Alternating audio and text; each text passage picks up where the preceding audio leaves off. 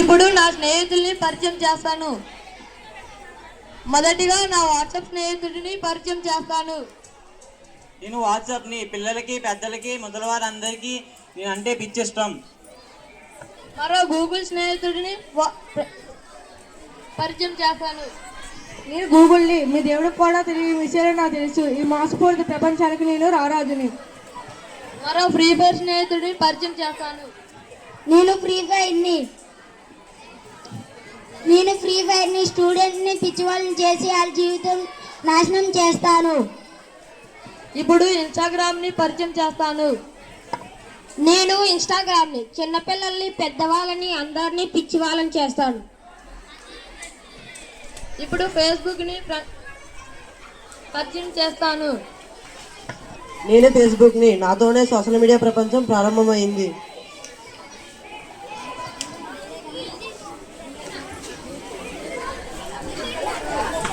Baby రమ్మని చెప్పండి madam. ఆహా ఓహో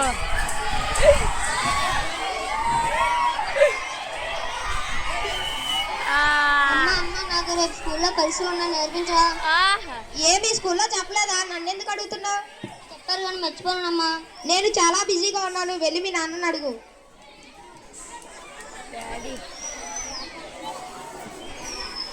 నాన్న నాకు రేపు స్కూల్లో పరిశీలన నేర్పించవా?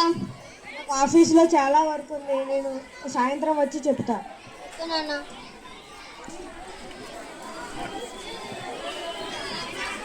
అమ్మ నాన్నతురా ఈవినింగ్ 4కి వస్తారు.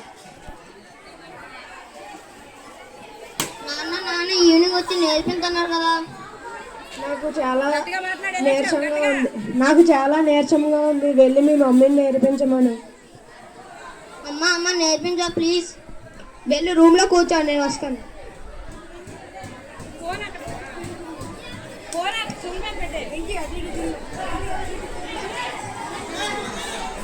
అమ్మ ఇంకా రాలేదా? చాలా ఆలస్యం అయిపోయింది. అంత ఫోన్ చూసుకోవచ్చు. ఇంకొకరు రమ్మని ఫ్రీ ఫైర్ ఉన్నాడు కదా. గట్టిగా చెప్పండి డైలాగ్.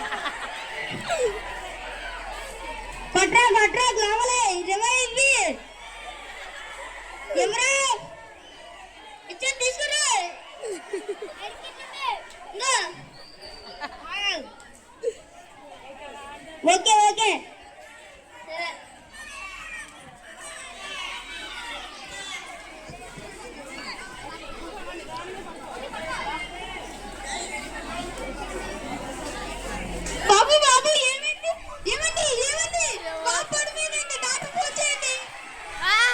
హలో డాక్టర్ రండి.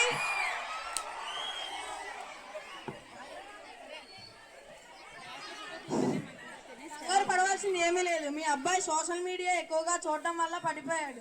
తన వాళ్ళందరూ తనతో ఉంటే మామూలుగా అయిపోతుంది.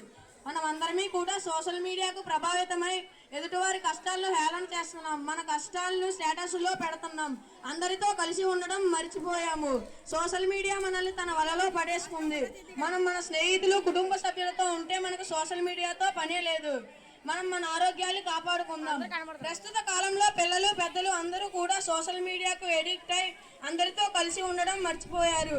సోషల్ మీడియాని అవాయిడ్ చేద్దాం. అందరితో కనెక్ట్ అవుదాం. Thank you.